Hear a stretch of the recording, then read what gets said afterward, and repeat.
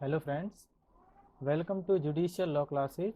हाँ, ये जो विधि शास्त्र की सीरीज चल रही है आपकी, उसकी आज 8th वीडियो है, यानी 8वीं वीडियो है।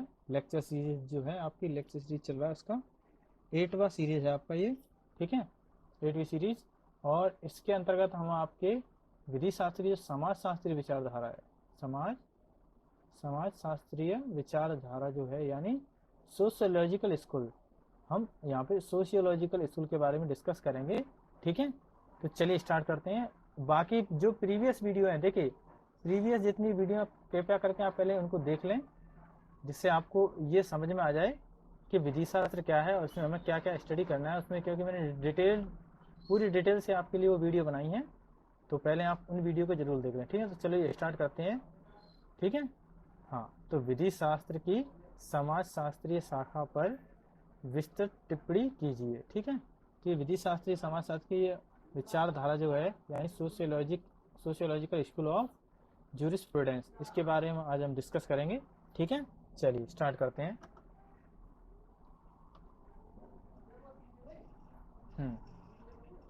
मुख्य बिंदु क्या रहेंगे यहाँ पे, ये जो अपना लेक्चर है इसके मुख्य बिंदु क्या रहेंगे। इसमें सबसे पहले हम इंट्रोडक्शन देखेंगे, यानी परिचय। परिचय के बाद में रॉस्को पॉन्ड की सामाजिक अभियांत्रिकी जो उन्होंने प्रस्तुत की थी, उसके बारे में उनके क्या विचार थे, ये जो सामाजिक अभियांत्रिकी नाम से। ठीक है, इसको हम देखेंगे। इसके बाद ये रॉस्को पॉन्ड के इस सामाजिक अभियांत्रिकी के लक्षण क्या है, हम लक्षण को देखेंगे। फिर इसके बाद नंबर 4 पर देखेंगे मानव हितों का वर्गीकरण। पाउंड के अनुसार, जब पाउंड ने मानव हितों का वर्गीकरण किस प्रकार किया, उनके अनुसार हम इसको देखेंगे। ठीक है, इसके बाद देखेंगे हम न्यायिक अभिधारणाएं। ठीक है, वो भी हम पाउंड के अनुसार न्यायिक अभिधारणाएं देखेंगे। ठीक है, तो यानी ज़्यादातर हम ये सोशियोलॉजिकल स्कूल में जो हम डिस्कस करेंगे, वो रॉस्को पाउंड जो हैं, रॉस्को पाउंड जो हैं, उनके विचारों को देखेंगे, क्योंकि इन्होंने काफ़ी अच्छे विचार दिए हैं सामाजिक समाज शास्त्रीय विचारधारा को लेकर, किसकी, विधि शास्त्र की। ठीक है, इसके बाद इस जो सोशियोलॉजिकल स्कूल है समाज शास्त्रीय विचारधारा, इसकी आलोचना जिन जिन विधि शास्त्रियों ने की है उनकी आलोचनाओं को भी देखेंगे। ठीक है, तो चलिए स्टार्ट करते हैं। हाँ, एक चीज़ और मैं क्लियर कर देना चाहता हूँ। कई स्टूडेंट्स के मुझे कमेंट भी आए, कॉल भी आए कि सर आपकी वीडियो काफ़ी फास्ट रहती हैं, यानी आप काफ़ी फास्ट पढ़ाते हो।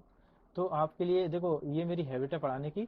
तो आपके लिए एक सजेशन ये दे सकता हूँ कि आप क्या है, वीडियो को स्लो करके देख सकते हो। ठीक है, यूट्यूब में ही स्लो करने का फीचर होता है, उसको आप वीडियो को स्लो करके 1.5 जो भी आपकी कैपेसिटी है उसके हिसाब से, सर ये तो हाई हो गया 1.5 स्लो के हिसाब से। ठीक है, आप स्लो करके देख सकते हो। चलिए अब आगे देखते हैं।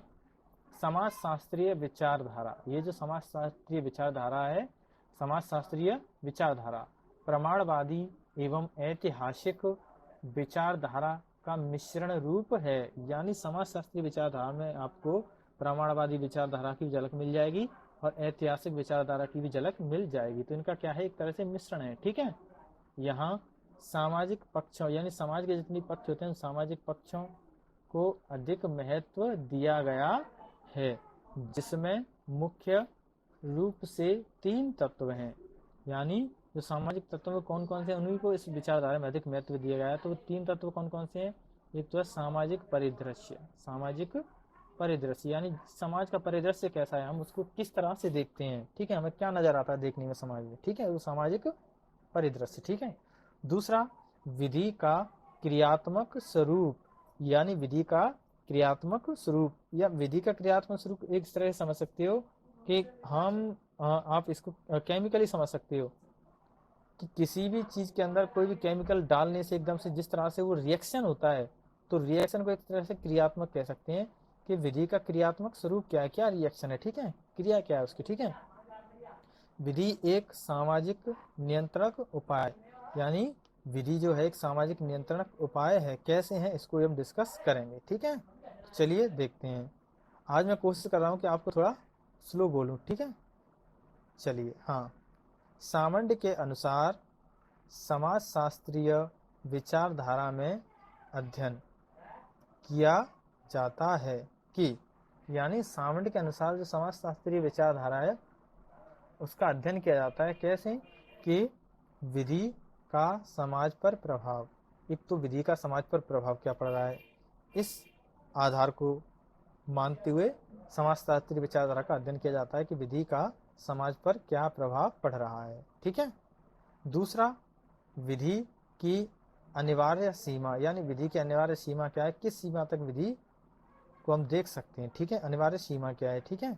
तीसरा पॉइंट है आपका विधि के उद्देश्य की सफलता, यानी विधि का जो उद्देश्य, जिस उद्देश्य के लिए विधि का निर्माण हुआ उसके संदर्भ में हम विधि को देखते हैं। ठीक है, उसको देखेंगे। चौथा पॉइंट है आपका विधि का स्वरूप। ठीक है। पांचवा पॉइंट है सुधारात्मक विधि, सुधारात्मक विधि। ठीक है। तो ये मुख्य रूप से सामंत के अध्ययन के पॉइंट्स रहे हैं, मुख्य पॉइंट रहे हैं समाजशास्त्रीय विचारधारा को अध्ययन करने के लिए। ठीक है। यहाँ स्पष्ट है कि विधि हेतु मानव केंद्र में तथा उसकी प्रतिक्रिया अहम भूमिका निभाती है। ठीक है। हम देख सकते हैं कि यहाँ पे जितने भी ये पॉइंट सामंत द्वारा दिए गए हैं उनके केंद्र में मानव ही है, यानी विधि का समाज पर प्रभाव क्या पड़ेगा, तो उसमें बीच में मानव समाज बनाता है। ठीक है, मिलकर के विधि का स्वीकार्य सीमा, यानी उसको मानव स्वीकार करेगा। विधि के उद्देश्य की सफलता, उसकी सफलता भी, जिसके उद्देश्य जो है उसकी सफलता भी लोगों पर निर्भर करेगी। ठीक है। विधि का स्वरूप, विधि का स्वरूप कैसा होना चाहिए, ये लोगों की मान्यता, उनके प्रथाओं, इस पर निर्भर करेगा। जगह कैसी है, किस लोकेशन पर वो रह रहे हैं, भौतिक पर्यावरण पर काफी निर्भर करता है। ठीक है। और सुधारात्मक क्रिया, उसमें क्या सुधार किए जा सकते हैं, तो ये सुधारात्मक विचार जो है वो लोगों के द्वारा ही दिए जाते हैं। लोगों देखा जाता है कि विधि लोगों में कितनी प्रचलित है, कितनी पसंद की जा रही, कितनी नापसंद की जा रही है। तो यानी ये स्पष्ट है कि मानव केंद्र में रहा है विधि के। ठीक है, उसी के इर्द गिर्द विधि बनती और घूमती है। ठीक है। चलिए अब रॉस्को पॉन्ड को हम देख लेते हैं। ठीक है, उन्होंने क्या कहा है समाजशास्त्रीय विचारधारा के बारे में। इन्हें समाजशास्त्रीय विचारधारा के अंतर्गत अग्रज माना जाता है। ठीक है, क्योंकि इन्हें सबसे आगे माना जाता है। क्यों, इन्होंने अमेरिकी सुप्रीम कोर्ट के सहायक न्यायाधीश तथा विधि के प्रोफेसर के रूप में काफी ख्याति अर्जित की है। यानी ये अमेरिका के सुप्रीम कोर्ट के सहायक न्यायाधीश भी रह चुके हैं और प्रोफेसर भी ये रह चुके हैं, और उन्होंने काफी अच्छे अच्छे काम किए हैं। ठीक है, यानी काफी फेमस हो गए उस दोनों अपनी पदवियों पर। ठीक है। हाँ, समाजशास्त्रीय विधि शास्त्र पर उनका गहरा अध्ययन देखने को मिलता है। ठीक है, क्योंकि इन्होंने अपने अध्ययन को क्रियात्मक स्वरूप प्रदान किया, जिसे सामाजिक अभियांत्रिकी यानी सोशल इंजीनियरिंग की परिभाषा दी गई है। यानी क्रियात्मक स्वरूप प्रदान किया है उन्होंने। कैसा, क्रियात्मक, जिसे सोशल इंजीनियरिंग की परिभाषा दी गई है। ठीक है। अब ये सोशल इंजीनियरिंग यानी सामाजिक अभियांत्रिकी का सिद्धांत क्या है रॉस्को पॉन्ड के द्वारा, उसको भी देख लेते हैं कि सामाजिक अभियांत्रिकी रॉस्को पॉन्ड के अध्ययन का केंद्र बिंदु है। यहाँ अभियांत्रिकी का वही अर्थ है जो औद्योगिक अभियांत्रिकी का होता है। इसका मतलब है यह एक गतिशील प्रक्रिया है जो कार्य से संपादित है। यानी सामाजिक अभियांत्रिकी कहने का आशय उनका यही है कि जिस तरह से जितनी भी उद्योग लगे हैं, उद्योगों में जितनी अभियांत्रिकी मशीनरी वगैरह लगी हुई है, मशीनरी जो जिस तरह से काम करती हैं, उसी स्वरूप के रूप में सामाजिक अभियांत्रिकी भी काम करती है। ये इनका मत है।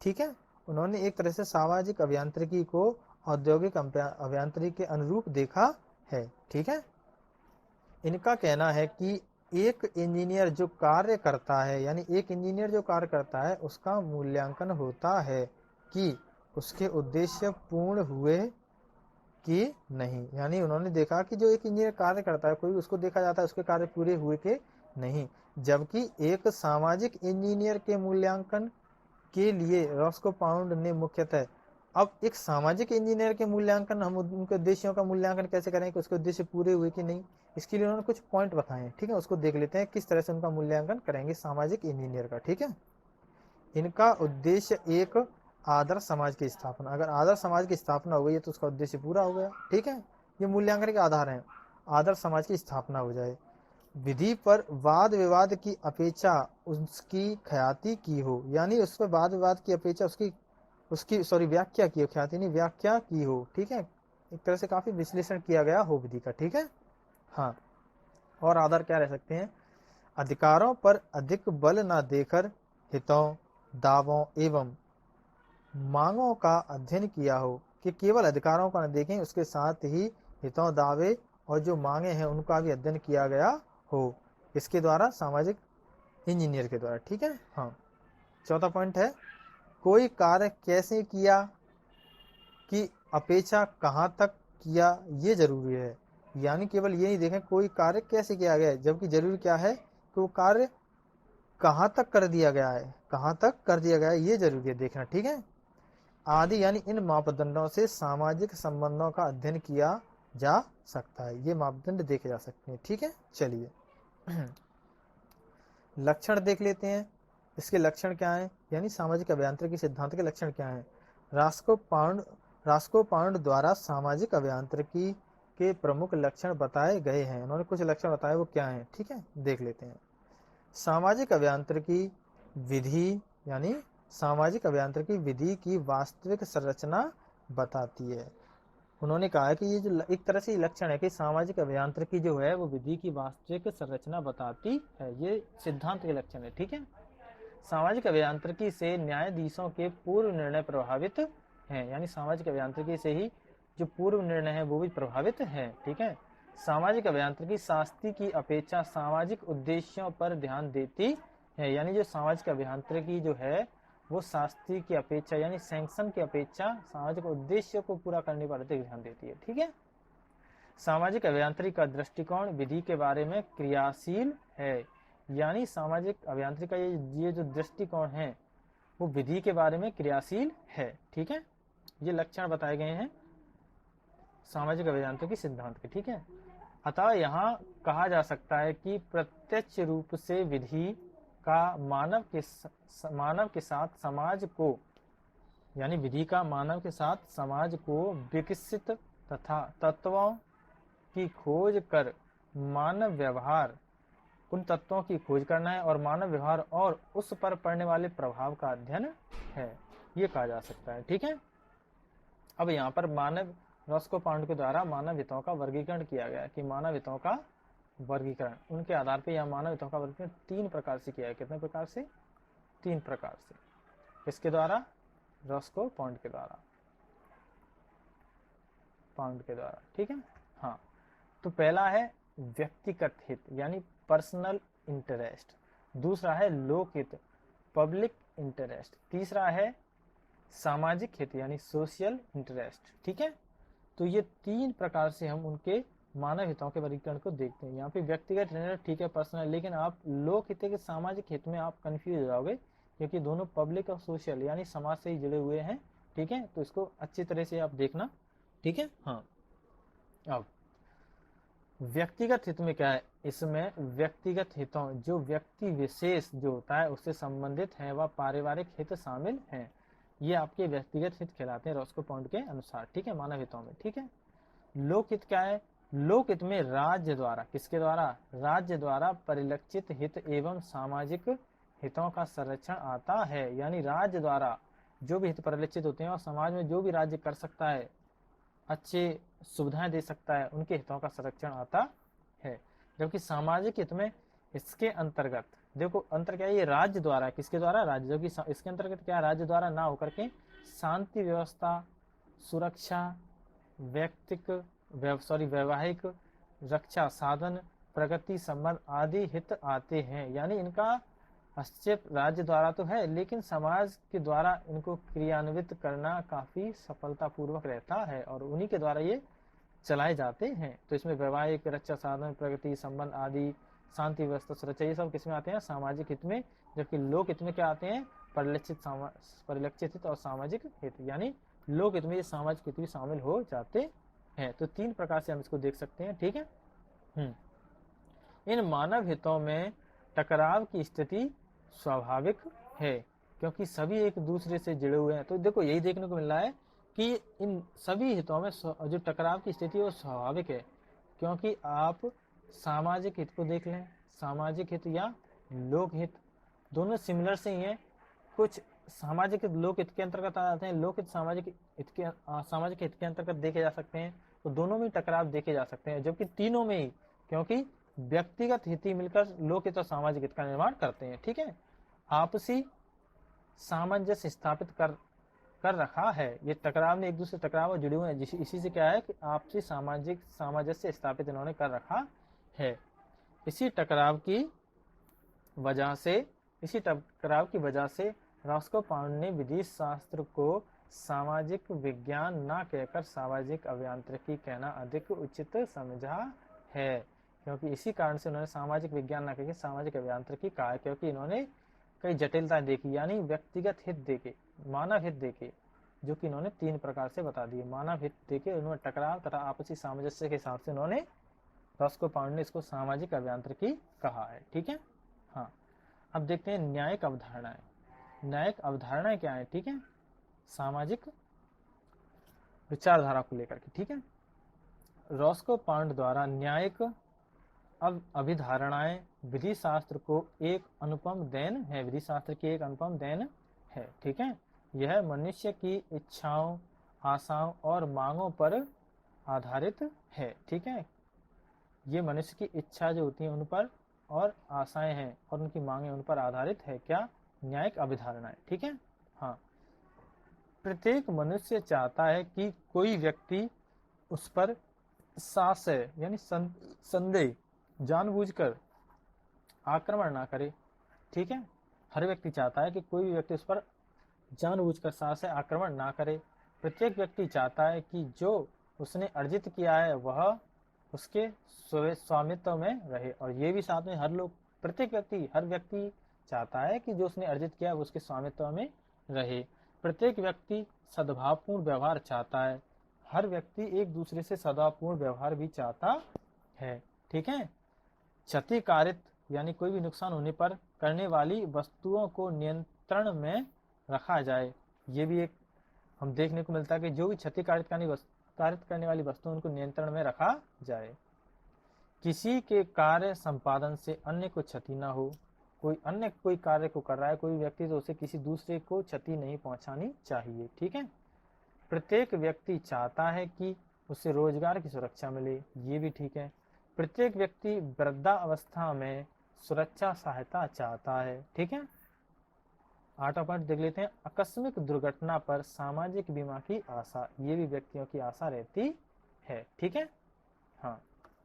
तो ये आपकी अभिधारणा है। ठीक है, न्यायिक अभिधारणा है लोगों की। ठीक है, चलो आलोचनाएं। अब ये सामाजिक जो विचारधारा है उसकी आलोचना भी देखने को मिलती है, तो आलोचना देख लेते हैं। नंबर 1, समाज को एक उद्योग, कारखाने या कारोबार की तरह मानना उचित नहीं है। सबसे बड़ी आलोचना तो यही कि समाज को एक उद्योग की तरह माना गया, ये मानना यहाँ पर गलत है। सामाजिक अभियांत्रिकी सिद्धांत कल्पनाओं पर आधारित है, ये भी माना गया विधि शास्त्रियों के द्वारा कि सामाजिक अभियांत्रिकी सिद्धांत कल्पनाओं पर आधारित है। ठीक है, विधि प्रयोगात्मक उपकरण मानना उचित नहीं है, विधि को प्रयोग करने के रूप में देखा गया यहाँ पे। ठीक है, तो ये भी एक प्रयोगात्मक उपकरण मानना भी उचित नहीं है। मानव हितों का सिद्धांत, जो मानव हितों का सिद्धांत है वो महत्व नहीं रखता है, क्योंकि समाज में काफी विभेद पाया जाता है। यानी यहाँ पर एक मानव हितों का जो सिद्धांत दिया वो भी महत्व नहीं रखता है, क्योंकि इनमें काफी विभेद पाया जाता है। केवल उन्हें लोकहित या सामाजिक हित या व्यक्ति हित में बांटना उचित नहीं है। ठीक है, इन सब के बावजूद समाजशास्त्रीय विचारधारा को विधि शास्त्रियों द्वारा अधिक तर्क संगत व व्यवहारिक माना है। भारत जैसे विविधता से परिपूर्ण राष्ट्र में सामाजिक अभियांत्रिकी को अनेक न्यायिक निर्णयों में स्थान दिया गया है। इस हेतु मुख्यवाद सुग्रीव बनाम सुशीलाबाई के मामले में निःशुल्क विधिक सहायता को व्यक्ति का एक अधिकार माना गया, इसमें देखने को मिलता है। ठीक है, तो ये थी हमारी समाजशास्त्रीय विचारधारा यानी सोशियोलॉजिकल स्कूल। ठीक है, तो आशा करता हूँ आपको ये वीडियो पसंद आएगी। ठीक है, ज़्यादा से ज़्यादा इसे शेयर करें। ठीक है, लाइक करें, और जितनी पिछली वीडियो हैं उनको आप एक बार जरूर देख लें अगर आप लोगों ने नहीं देखनी है। ठीक है, थैंक यू।